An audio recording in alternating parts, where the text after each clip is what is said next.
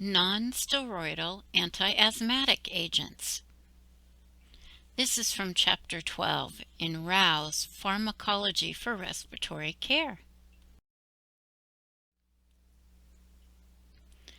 In this lecture, we will discuss indications for non-steroidal anti-asthma agents, list available non-steroidal anti-asthma agents used in respiratory care, differentiate between the specific non-steroidal anti-asthma agents, and describe routes of administration available for various non-steroidal anti-asthma agents. We will also describe the mechanism of action for various non-steroidal anti-asthma agents and discuss the use of them in the treatment of asthma.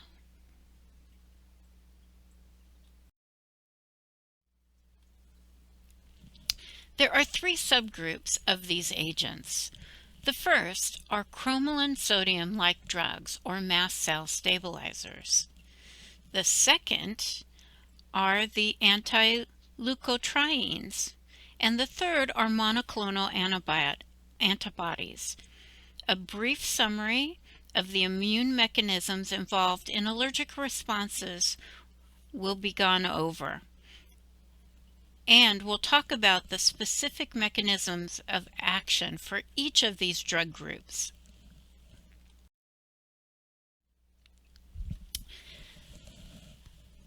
Clinical indications for the use of non-steroidal agents in asthma. Prophylactic management or control of mild, persistent asthma.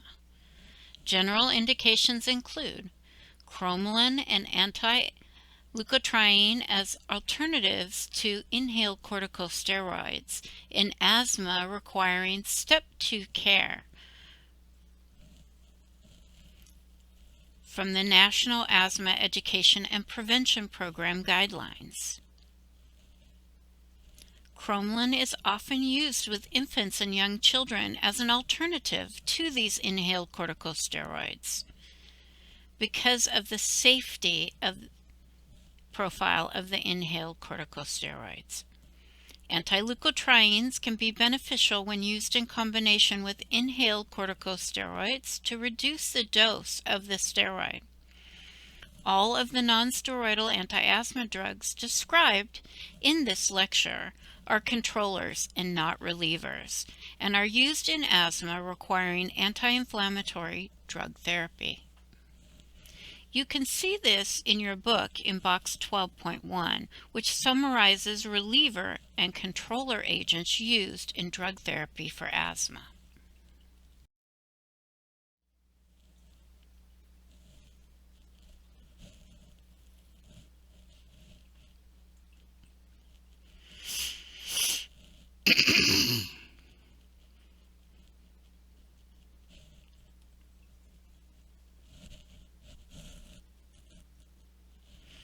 Individual agents in the Chromolyn-like agent group, anti-leukotriene group, and monoclonal antibody group are shown with generic and brand names, as well as strength and recommended doses. Chromolyn sodium comes in a generic form only. It can be given by small volume nebulizer or as an oral concentrate or a spray. Anti-leukotrienes come in Accolade and Singulair and Xiflo. These are tablets that can be taken without food. Singulair also comes in a cherry flavored chewable tablet, as well as granules. Xiflo comes in tablets as well. Here you'll see pictured Singulair.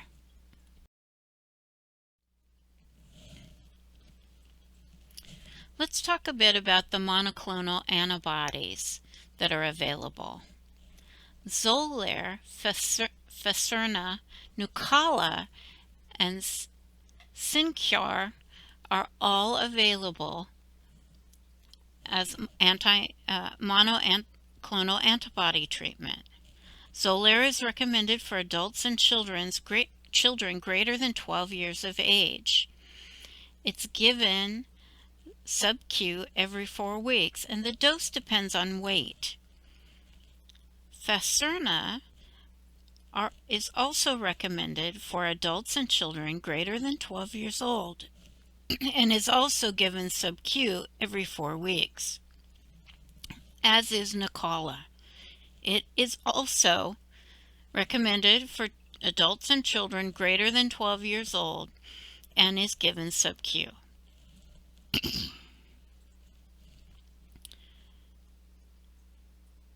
Singulair is available for adults and children greater or equal to 1 year old and may be given IV every 4 weeks or monthly. Dupixent is recommended for adults and children greater or equal to 12 years old and is also given sub-Q but every other week.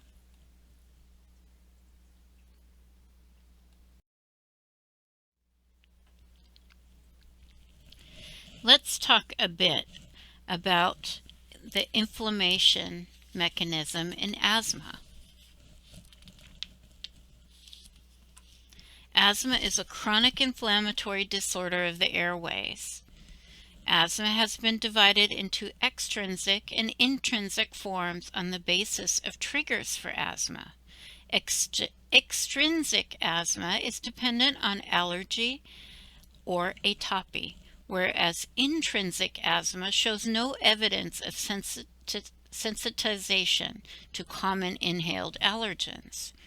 The allergic form of asthma, or atopy, which is immunoglobulin or IgE mediated, is associated with younger people, and the intrinsic or non-allergic form is associated with later onset in adults.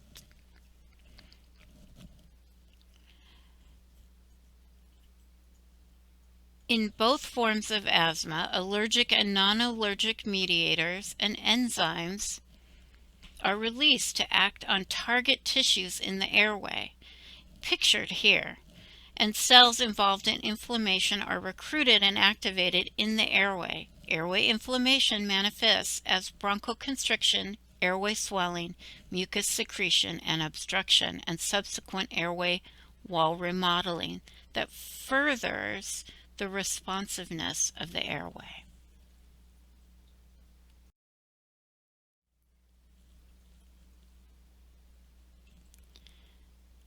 Chronic airway inflammation and occasional acute episodes of wheezing and airway obstruction can result in bronchoconstriction, mucosal swelling, and mucus secretion.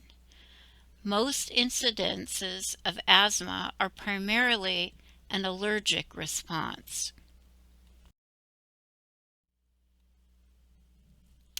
Most instances of asthma are primarily an allergic response.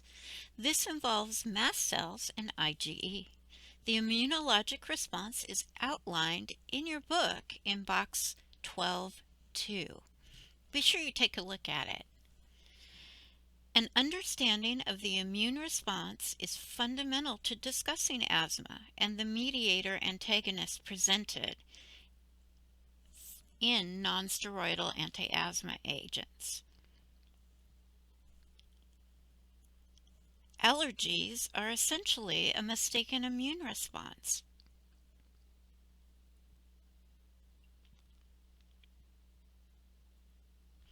Generation of an immune response, and specifically an allergic asthmatic response, is considered to be initiated by the interaction of T lymphocytes with an antigen presented by other cells like macrophages or B lymphocytes.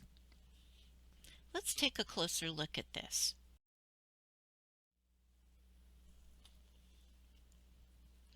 Activation of T lymphocytes results in the production of IgE by B lymphocytes. Antigen-specific IgE binds to effector cells such as mast cells and is termed a cytophilic antibody because of this. When activated by subsequent exposure to an antigen or allergens, mast cells release physiologically active mediators of inflammation. For example, prostaglandins, leukotrines, proteases, histamines, platelet activating factor or PAF, and certain cytokines. The cytokines released, which include tumor necrosis factor or TNF-alpha and interleukin-4, IL-4, can upregulate endothelial adhesion molecules.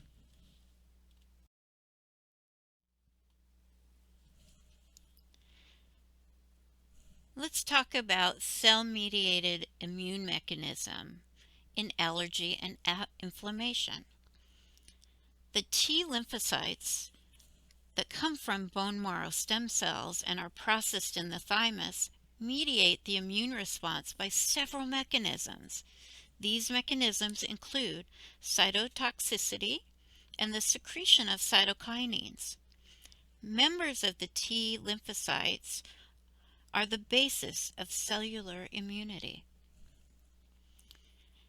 Helper T4 cells, which are subdivided into type 1 and type 2. Type 1 regulate classic delayed type hypersensitivity reactions and other actions related to macrophage activation and T cell mediated immunity by the production of interferon Y and interleukin 2.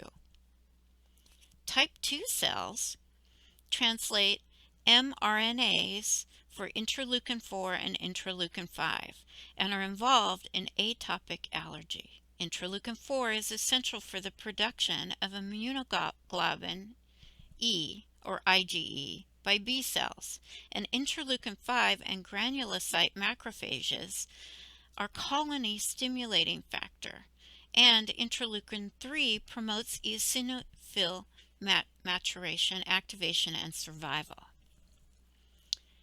The suppressor T8 cells inhibit immune response to an antigen after the immune response has begun. The cytotoxic T cells bind to viral antigens on the surface of infected cells to destroy the cells. Natural killer cells are lymphocytes related to cytotoxic T cells. Their targets are thought to be tumor cells or cells infected with organisms other than viruses.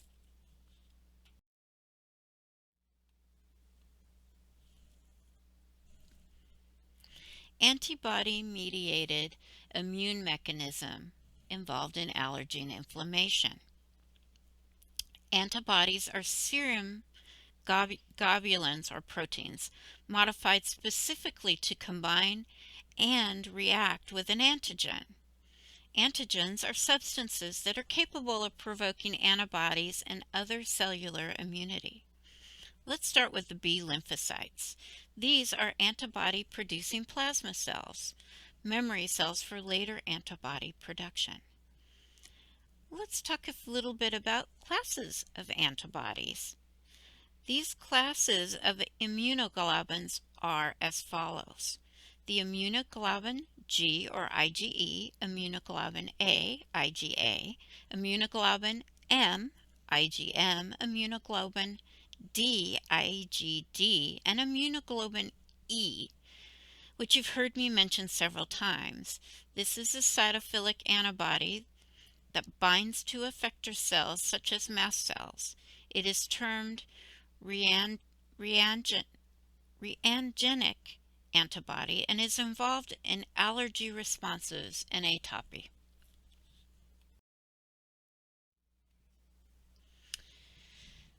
Generation of an immune response.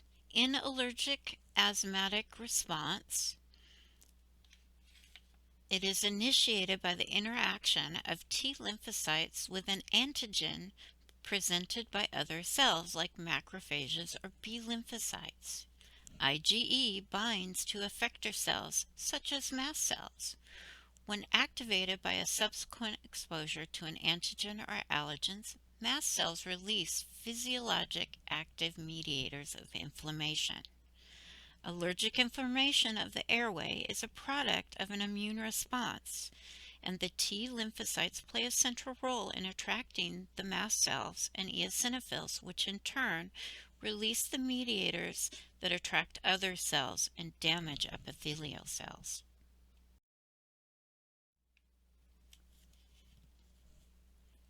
Cascade of mediators. Inflammatory response manifests as vascular leakage, bronchial constriction, mucosal secretion, and mucosal swelling. All of these lead to obstruction of airflow in the bronchioles, and accumulation and activation of eosinophils eventually lead to damage and remodeling of the airway. So let's talk about some of the nonsteroidal anti-asthma medications. We're going to start with the Chromolyn-like agents or mast cell stabilizers. Chromolyn sodium is available in generic form only. It is a prophylactic agent in the treatment of asthma. It's available in a small volume nebulizer, 20 milligrams per ampule or 20 milligrams in 2 liters, a 1% solution. It's available for adults and children greater or equal to 2 years of age, and it's 20 milligrams 4 times a day. It's also available in a spray, 5.2 milligrams per actuation, and available over the counter. Adults and children greater than 2 years old can use one spray in each nostril 3 to 6 times daily or every 4 to 6 hours. And it also comes as an oral concentration, 100 milligrams per 5 mils for adults and children 13 years of age and older. 2 ampules can be used 4 times daily, 30 minutes before meals and at bedtime. For children 2 to 12, 1 ampule 4 times a day, 30 minutes before meals and bedtime is recommended. It prevents mast cell degranulation, and the side effects include cough, nasal congestion, wheezing, nasal itching, nosebleed, and nose burning.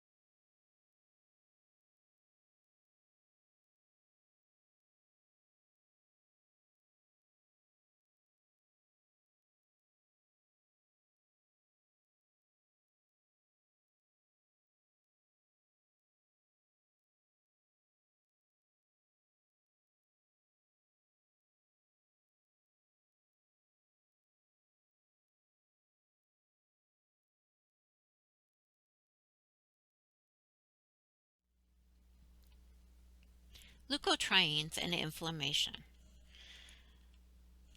The term leukotriene is based on the fact that these molecules were originally isolated from leukocytes, and the carbon backbone has 3 double bonds in a series termed a triene.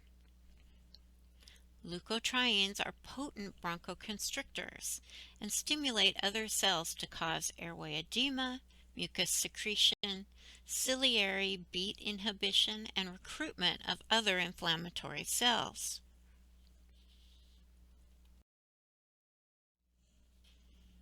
The leukotrienes and other lipid mediators are not preformed and stored in cells, but rather are synthesized after a mechanical, chemical, or physical stimulus that activates phospholipase A2 or PLA2, an enzyme.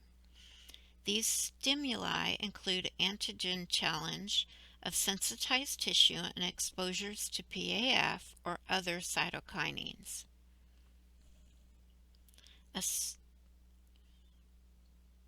Essentially, free AA is converted to various lipid mediators by 2 routes in biochemical pathways: the COX and 5-LO or lipooxygenase. The COX pathway results in the prostaglandins and thromboxane, and the 5-LO pathway results in leukotrienes. Aspirin and other nonsteroidal anti-inflammatory drugs, or NSAIDs, such as ibuprofen, inhibit the COX enzyme, blocking prostaglandin and thromboxane production. There are 2 forms of the COX enzyme, COX-1 and 2. NSAIDs such as aspirin and indomethacin are mainly COX-1 selective, while ibuprofen and naproxen are slightly COX-1 selective.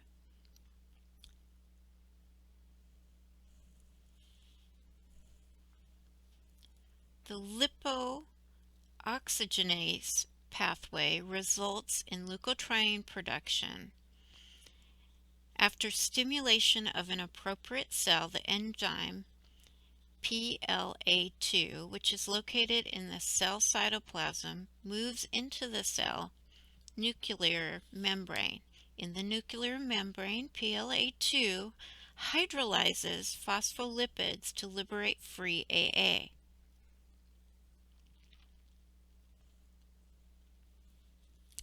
Leukotrienes bind to leukotriene receptors to exert their inflammatory effects. To date, there are several receptor types that have been identified. LTB4 binds to a 7 transmembrane spanning receptor termed B-leukotrine or BLT receptor. The BLT receptor is involved in cellular recruitment, probably of neutrophils, and may be involved in the acute respiratory distress syndrome or ARDS. Cis-LTs attach to 2 subtypes of receptors, cis-LT1 and cis-LT2 receptors. The pro-asthmatic action of cis-LTs are mediated by the cis-LT1 receptor, which is located in smooth muscle cells in the airway and other cell types. The human cis-LT1 receptor has been cloned and characterized. Stimulation of the cis-LT1 receptor causes bronchoconstriction, and cis-LTs are more potent airway constrictors as compared to histamine.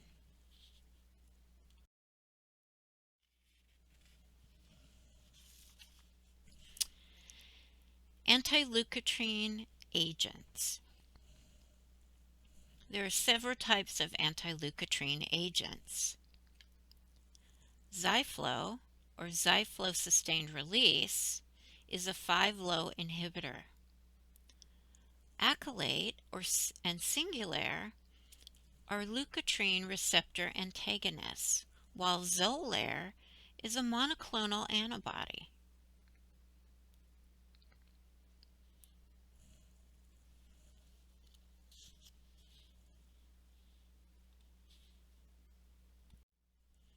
Other monoclonal antibodies include Faserna, Nucala, Synquor, and Dupixent.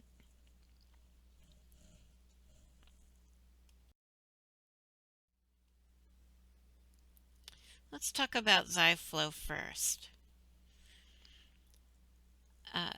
Xiflo is available for oral administration in 600 milligram tablets 4 times a day. It works by inhibiting the 5-LO enzyme. Some of the hazards and side effects include headache, abdominal pain, loss of strength, and stomach upset. Physicians should be sure to monitor liver function.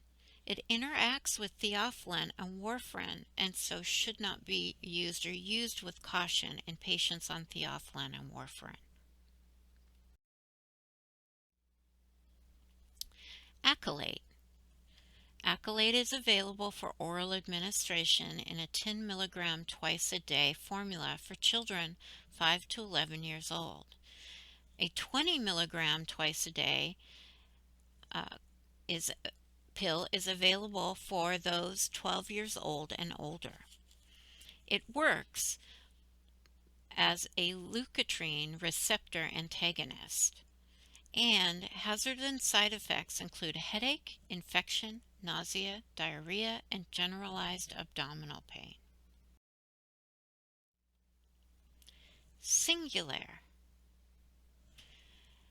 Singulair is a well-known leukotriene inhibitor.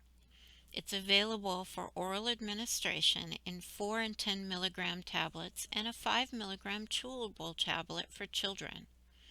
It works as a leukotriene receptor antagonist and binds with high affinity and selectivity to the cis-LT1 receptor subtype sites. Hazards and side effects include diarrhea, laryngitis, pharyngitis, nausea, otitis, sinusitis, and viral infection. Anti-Lucreian agents are recommended by NAEPP guidelines for the treatment of mild to moderate asthma. Leukotriene agents are used as an alternative treatment for asthma, but corticosteroids are preferred. Anti-leukotrienes are particularly useful in controlling asthma caused by certain triggers, including exercise, aspirin, and, to a lesser extent, allergen-induced asthma.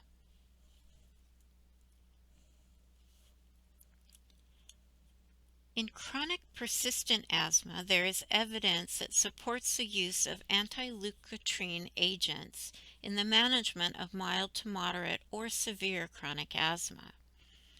In mild to moderate asthma, anti-leukotrienes improve lung function and reduce the need for rescue beta agonist use, like Proventil, and decrease asthma symptoms, including nighttime symptoms.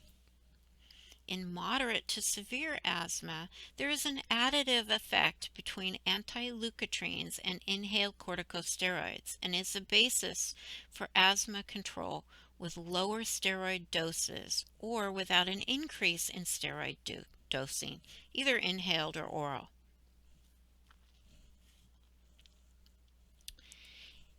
In Churg-Strauss syndrome, Churg-Strauss syndrome has been reported in a few patients that have been treated with Singulair or Xiflo. Churg-Strauss syndrome is vasculitis of unknown etiology, usually occurring in adults 20 to 40 years of age and marked by peripheral eosinophilic infiltration of the tissues, and necrotizing vasculitis that can result in major organ damage and even death if left untreated. The syndrome is rare, with a prevalence of only about one case in every 15 to 20,000 patient years of treatment. To date, patients who develop this syndrome have had difficult to control asthma and have been taking oral or high doses of inhaled corticosteroids. It is unclear whether the development of Churg-Strauss syndrome is an effect of anti-Leukotrine treatment or whether it's simply unmasked by a reduction in corticosteroid therapy.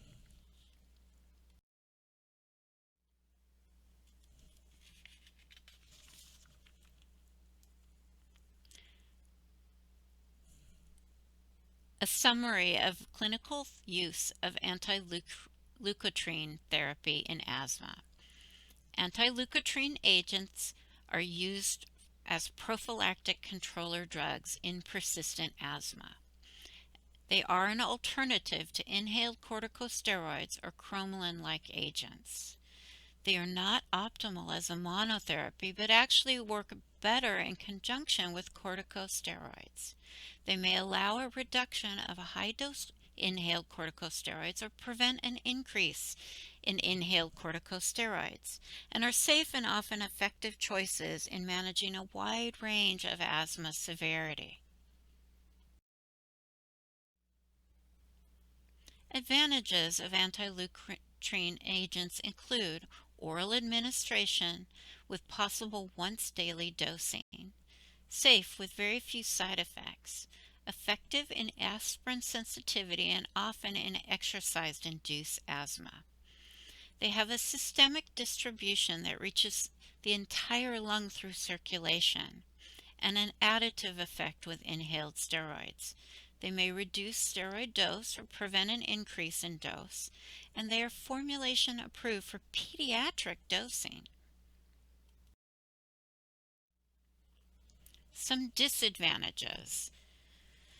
Anti-inflammatory action is limited to one mediator pathway. It is unknown what long-term toxicity there may be. There is a variable response. It's only effective in about 50 to 70% of patients, and there is no predictor of which patients will respond. There is systemic drug exposure. The exposure is not simply limited to the lung, like in the case of inhaled corticosteroids, and it's generally not useful by itself as a monotherapy. Monoclonal antibodies. These are drugs used to treat severe asthma. They are given as a sub-Q injection generally or an infusion, and they are DNA-derived humanized IgG antibodies. Xolair blocks the attachment of IgE to mast cells, reducing inflammatory mediators. Faserna, Nucala, and Dupixent block interleukin-5 in treating eosinophilic asthma. Monoclonal antibody dosing and administration. Monoclonal antibodies are agents that require injection or infusion. Dosing is every 2 to 4 weeks, depending on which one you're using. And specific dosing requirements are provided in the manufacturer's insert.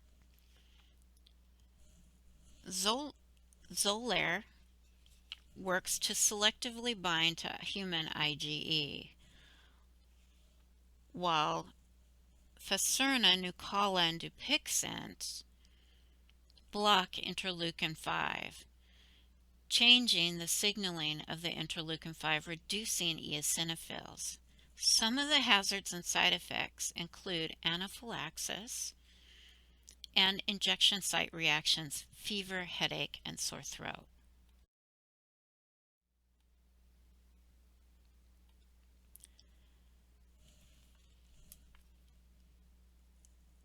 How do we use these clinically? They are used prophylactic in uncontrolled and severe persistent asthma.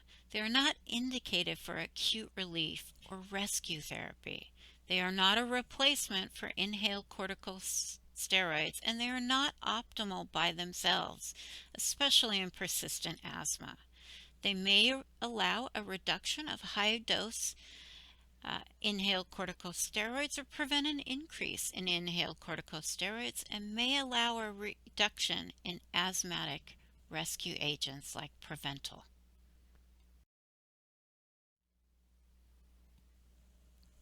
So, as a respiratory therapist, what assessment do you need to do? Well, you need to evaluate the patient for appropriate delivery formulation, appropriate use of the delivery device. Remember and emphasize to your patients that these are a controller, not a rescue agent. Make sure your patient can use a peak flow meter and reinforce good peak flow meter use. Long term, you need to watch for severity of symptoms. Are they symptoms getting better or worse? Asthma exacerbations, asthma-related ER visits, and missed work or school due to asthma, and recommend annual PFTs.